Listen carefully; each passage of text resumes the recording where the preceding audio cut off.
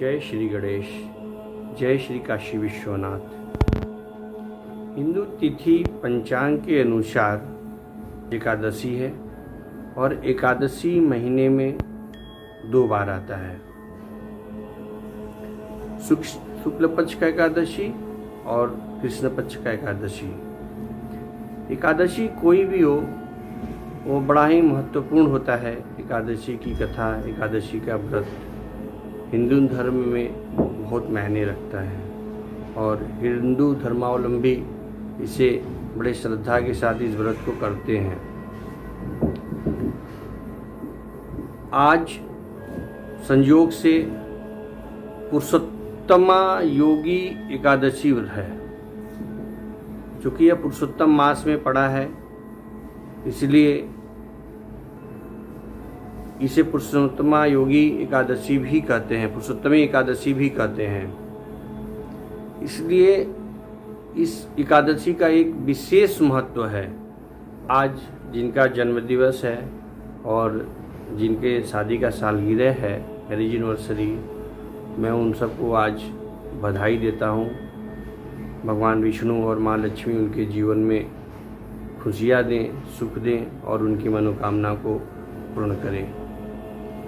दर्शकों, आज कमला एकादशी भी है।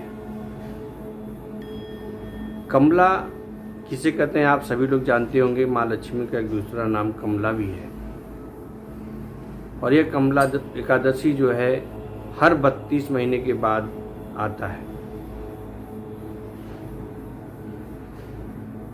कहते हैं आज की एकादशी का बहुत विशेष महत्व है। इसमें भगवान विष्णु की भी पूजा होती है और माँ लक्ष्मी की भी पूजा होती है। आज का व्रत जो व्यक्ति करता है, जो उपवास रखता है, भजन मनन कीर्तन करता है, माँ लक्ष्मी और भगवान विष्णु दोनों उनके मन के कार्य को सिद्ध करते हैं, सफल करते हैं और अपना आशीर्वाद देते हैं और उनका आशीर्वाद हमेशा ही प्रिय महीना है। और उसमें कमला एकादशी आ जाने की वजह से यह और भी फलदायी हो जाता है। इस महीने में, इस एकादशी में खासकर तो पूरा पुरुषोत्तम मास जो होता है, अधिक मास जो है, ये मल मास जो है, इसमें दान का तो बहुत ही विशेष महत्व है। लेकिन एकादशी के दान का और भी ज़्यादा विशेष महत्व है। वस्तुतः एकादशी के दिन अगर हम स्वर्ण दान करें तो वह बड़ा ही उत्तम माना जाता है। जरूरी नहीं कि आप स्वर्ण ही दान करें, यथाशक्ति तथा भक्ति के अनुसार आपके पास जितनी शक्ति हो उसके अनुसार आप दान करें, लेकिन दान जरूर करें। इस दान पुण्य के फल से हमें मृत्यु के बाद मोक्ष की प्राप्ति होती है और भी हमारे जो पाप कर्म हैं, दुष्कर्म हैं, गलत बुद्धि है, वो सब इस दान पुण्य से खत्म हो जाते हैं। उनके ऊपर एक भगवान की कृपा आ जाती है। अतएव हमें इस दिन दान जरूर करना चाहिए। दूसरी बात आती है, एकादशी के दिन गौ की सेवा जरूर करें।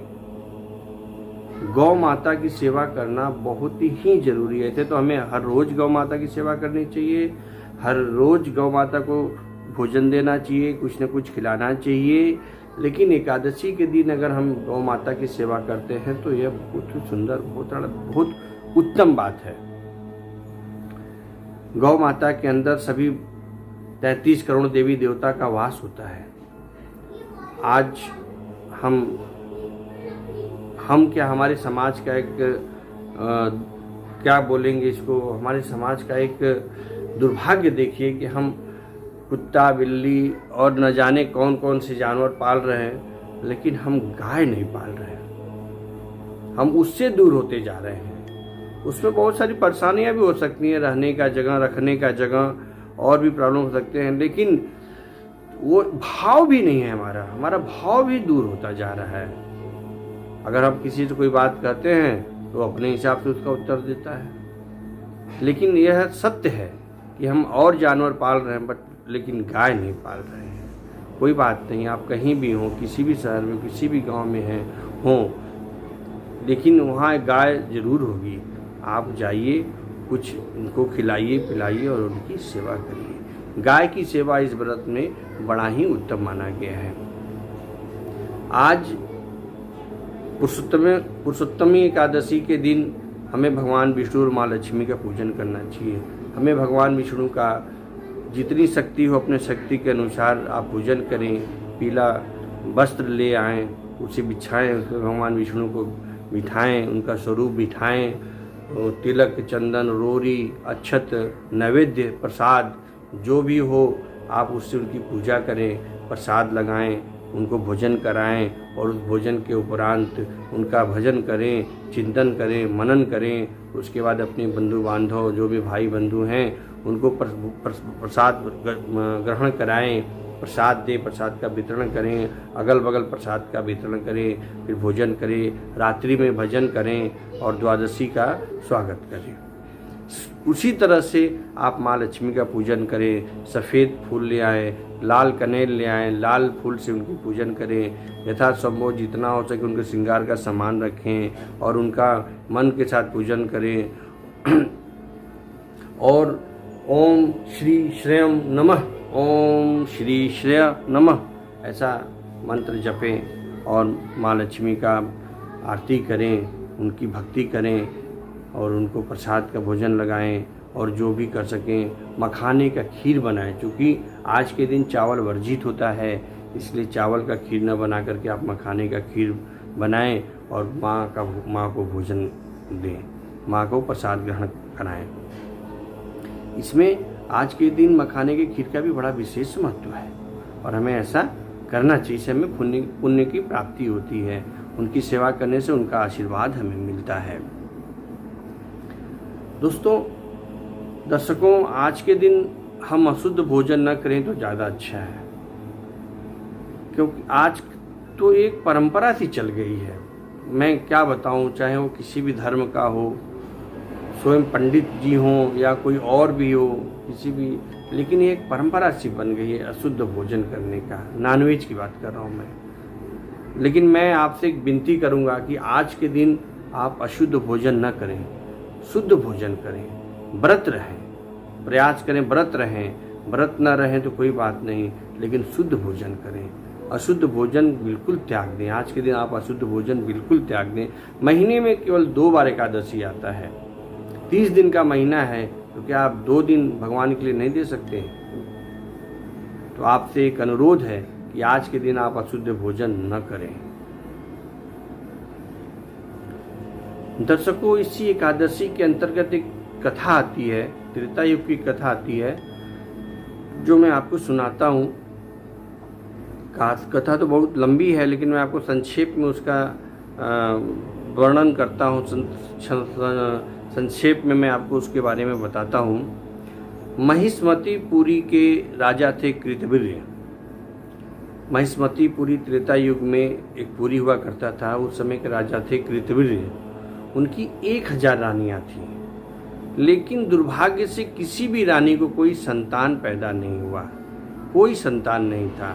राजा को बड़ी चिंता हुई कि मेरा राजपाट मेरे जाने के बाद कौन देखेगा, मेरा राज सिंहासन कौन देखेगा, मेरा राजपाट कौन देखेगा, भाई मेरे बाद मेरा उत्तराधिकारी कौन बनेगा।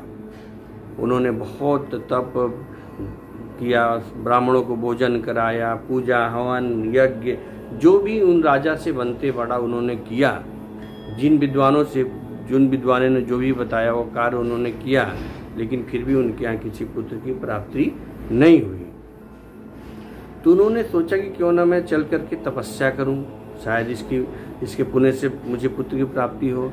ऐसा सोच करके वो वन में जाने को, जंगल में जाने को, तप करने के लिए जाने को तैयार हो गए। उनमें उस 1000 रानियों में एक रानी थी, उनकी सबसे चहेती रानी थी पद्मिनी, रानी पद्मिनी। रानी पद्मिनी ने कहा कि प्रभु मैं भी आपके साथ चलूंगी और वन में तपस्या करूंगी। राजा मान गए और बोले चलो ठीक है भाई, तुम भी चलो। दोनों वन में गए और तपस्या करने लगे। तपस्या करते करते करते करते 10,000 साल बीत गया, लेकिन फिर भी जो है उनको पुत्र की प्राप्ति नहीं, पुत्र का उनको आशीर्वाद नहीं मिला।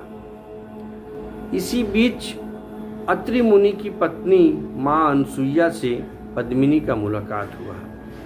माँ अनसुईया ने उनको मलमास के बारे में, इसी मलमास अधिक मास के बारे में रानी पद्मिनी जो थी उनको बताया और इनका इस महीने का गुणगान किया, इसका व्याख्यान दिया और इससे होने वाले पुण्य को उनको बताया और बोला कि जो भी एकादशी इसमें आएगा उस एकादशी के दिन तुम और तुम्हारे पति दोनों लोग मिलकर के भगवान विष्णु और माँ लक्ष्मी का पूजन करें, मनन करें और ऐसे ही निरंतर करते रहें तो भगवान विष्णु और माँ लक्ष्मी की कृपा से तुम्हें पुत्र की प्राप्ति अवश्य होगी।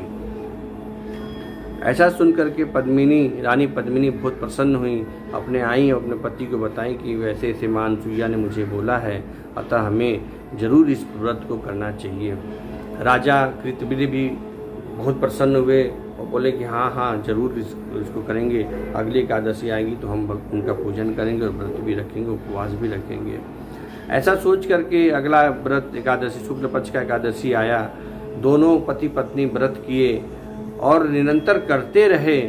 इस व्रत के प्रभाव से भगवान विष्णु और माँ लक्ष्मी प्रसन्न हुए, उनकी तपस्या से वो बहुत प्रसन्न हुए। वो आए, उन्होंने राजा और रानी को आशीर्वाद दिया कि अब तुम्हारे यहाँ पुत्र की प्राप्ति होगी, अतएव मैं तुमसे बहुत प्रसन्न हूँ। अब आप अपने घर को जाओ और आपको पुत्र की प्राप्ति होगी। भगवान के आशीर्वाद से, भगवान की महिमा से उनको पुत्र की प्राप्ति हुई, जो बड़ा ही बलवान निकला। उसने रावण को भी हराया। उसके सहस्त्र हाथ थे, सहस्त्रार्जुन शायद उसका नाम भी था, मुझे इतना पता नहीं है शायद, लेकिन उसका नाम ऐसे कृतवीर्य था, बट सहस्त्रार ऐसे कुछ और बोलते थे, मुझको इतना कंफर्म नहीं है। वो बड़ा ही वीरवान निकला। फिर वहीं से उनका राजा का जो है अपना राज्य चलने लगा, निरंतर चलता ही रहा। तो इस एकादशी का यह महात्म्य है। इस एकादशी के व्रत को करने से, सुनने से, इसको मनन करने से, भजन करने से हमें जरूर फल की प्राप्ति होती है। भगवान सबकी सुनते हैं। कुछ लोग बोलते हैं भगवान मेरी नहीं सुन रहे हैं, मैं इतना पूजा करता हूँ, मैं उतना पूजा करता हूँ, मैं ये करता हूँ, मैं वो करता हूँ, भगवान मेरी नहीं सुनते हैं। ऐसा बिल्कुल नहीं है। आप अपने मन से इस भ्रम को निकाल दें, भगवान सबकी सुनते हैं। लेकिन जो आपके सामने आता है, आपके जीवन में जो आता है, वो आपके कर्म के प्रारब्ध से आता है। आपने जो कर्म किया है उसके प्रारब्ध से वो आता है। ऐसा नहीं कि भगवान गरीब की नहीं सुनते हैं और अमीर की सुनते हैं, अमीर की नहीं सुनते, गरीब की सुनते हैं, ऐसा कुछ नहीं। भगवान सबकी सुनते हैं। लेकिन जो भी आपके सामने, आपके जीवन में कठिनाई, अच्छाई, बुराई जो भी आती है, वो आपके प्रारब्ध से आता है, वो आपके कर्म के प्रारब्ध से आता है। उससे कोई नहीं रोक सकता। वो आना है और वो आएगा। राजा हरिश्चंद्र के साथ नहीं हुआ था, भगवान राम के साथ हुआ, और तमाम ऐसे लोग हैं जिनके साथ हुआ। वो तो भगवान थे, वो लोग तो बहुत सतयुग त्रेता में जीते थे, वो तो उस समय के देवी देवता थे, लेकिन उनके साथ भी हुआ। तो ये हमारे कर्म का प्रारब्ध, हमने कहीं ना कहीं कुछ न कुछ किया होगा, तभी होता है ऐसा। इसमें एक छोटी सी कथा मुझे अभी तुरंत याद आ गई, मैं आपको बताता हूँ। महाभारत काल के समय जब द्रौपदी का चीरहरण हो रहा था, महाभारत के समय जब द्रौपदी का चीरहरण हो रहा था, दुशासन जो है भरी सभा में द्रौपदी को बालों से खींच करके लाया और उनके वस्त्र को उतारने लगा, उनकी साड़ी को उतारने लगा।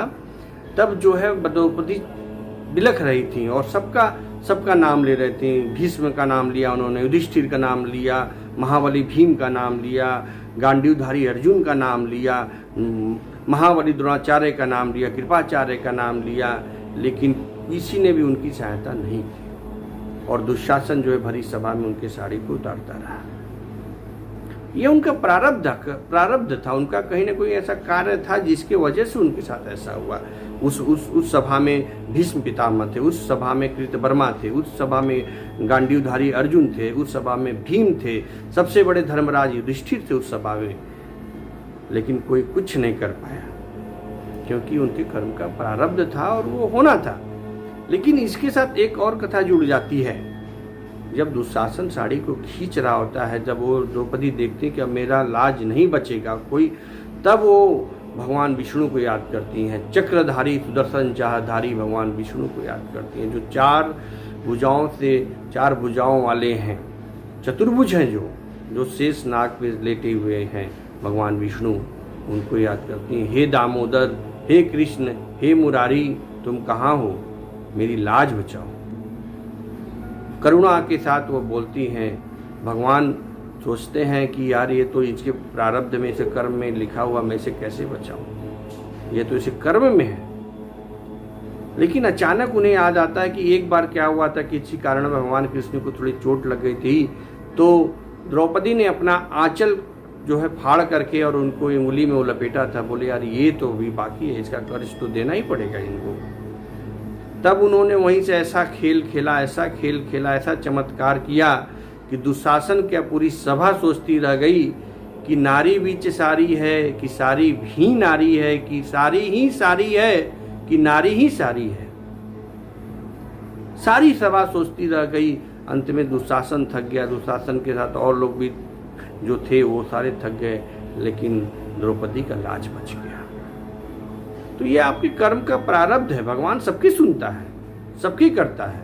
आपके साथ जीवन में जो भी प्रॉब्लम्स, जो भी परेशानी आती है, वो आपके कर्म का प्रारब्ध है। लेकिन ऐसा नहीं कि हम इसे अपना जो है भजन त्याग दें, अपना मनन त्याग दें, नहीं, हमें अपना आने वाला कल भी तो बनाना है। चलिए जो हुआ था उसका तो मुझे मिल रहा है परिणाम, लेकिन कम से कम आने वाला समय, आने वाला हमारा जो है वो तो ठीक रहे। हमारे आने वाले जो अपने हमारी जो है बच्चे हैं वो तो स्वस्थ रहें, वो तो ठीक रहें, हमारा आने वाला परिवार जो है वो तो ठीक रहे कम से कम। इसलिए हमें भजन जरूर करना चाहिए। और भगवान सबकी सुनते हैं, आपकी भी सुनेंगे, मेरी भी सुनेंगे, और जो लोग पूजा पाठ करेंगे उनकी भी सुनेंगे। जरूरी नहीं कि आप व्रत ही रहें, एकादशी के दिन जरूरी नहीं कि आप व्रत रहें, लेकिन आप थोड़ा देर मौन रहें, मौन धारण करें, भगवान का भजन करें। जितना समय सांसारिक कर्म के बाद जितना समय आपके पास बचता है, उतने समय में भी आप भगवान का भजन करें, माँ महालक्ष्मी का ध्यान करें, भगवान विष्णु का ध्यान करें, अपने गलतियों का प्रायश्चित करें, अपने अपराध के लिए क्षमा मांगें, उनसे बार बार उनको प्रणाम करें। भगवान आपका जरूर सुनेंगे। लोग मंदिर में जाते हैं, कोई 5.25 किलो भोग लगा रहा है, कोई 1 किलो भोग लगा रहा है, कोई 4 लड्डू ले रहा है, कोई बिना लड्डुए के माला लेके जा रहा है, कोई बिना माला के ही जा रहा है। कोई सोच रहा है मैं 5 किलो लड्डू चढ़ाऊंगा तो भगवान मेरी ज़्यादा सुनेंगे, कोई सोच रहा है मैं 2.5 किलो चढ़ाऊंगा तो मेरी और थोड़ा कम सुनेंगे, कोई ये सोच रहा है यार मैं तो केवल माला चढ़ा रहा हूँ तो मेरा पता नहीं सुने कि ना सुने। ऐसा कुछ नहीं है दोस्तों, ऐसा कुछ भी नहीं। भगवान सबके लिए, भगवान की नज़र में सब बराबर है, छोटा बड़ा अमीर गरीब सब बच्चे हैं उसके। सारी सृष्टि का रचिता वही है। वो चाहे अरबपति हो, चाहे करोड़पति हो, चाहे सड़क पर लेटा हुआ एक भिखारी हो, उसकी नज़र में सारे उसके बच्चे हैं और सारे का उसको ध्यान रखना है, और रखते भी हैं। ये आप भी जानते हैं, मैं कोई नई बात आपको नहीं बता रहा हूँ, लेकिन कभी कभी चीज़ें हमारे मस्तिष्क से विस्मृत हो जाती हैं तो हमें याद दिलाना पड़ता है। हम जब मैथ पढ़ते हैं, केमिस्ट्री पढ़ते हैं, फिजिक्स पढ़ते हैं तो हमें मालूम तो रहता है, लेकिन थोड़ा सा देर होने की वजह से, थोड़ा समय बीतने की वजह से हमारी मस्तिष्क से विस्मृत हो जाती हैं। कोई थोड़ा सा भी हिंट देता है तो तुरंत याद आ जाता है, हाँ हाँ ऐसे हुआ और इसका ये फार्मूला है। उसी तरह ये चीज़ें भी हैं। भगवान सबकी सुनते हैं, भगवान आपकी भी सुनेंगे, हमारी भी सुनेंगे। एकादशी का बड़ा ही महत्व है और एकादशी के दिन हमें व्रत करना चाहिए। चावल नहीं खाना चाहिए, ऐसा माना गया है। चावल नहीं खाना चाहिए तो कोई बात नहीं है, हम 30 दिन चावल खा लें, 2 दिन चावल नहीं खाएंगे, उससे क्या होगा, कुछ नहीं होगा। तो आप इसका त्याग करें, भगवान का भजन करें और बंधु बांधवों के साथ भोजन करें। जैसे शांति प्रिय हो माहौल होकर के भोजन करते हैं, उसी तरह शांति प्रिय होकर चित्त लगाकर भगवान का भजन करें। भगवान आपकी सुनेंगे। वो ऐसा नहीं है कि वो नहीं सुनते, आपकी जरूर सुनेंगे। उनका मनन करें। जय श्री कृष्ण, जय श्री राम।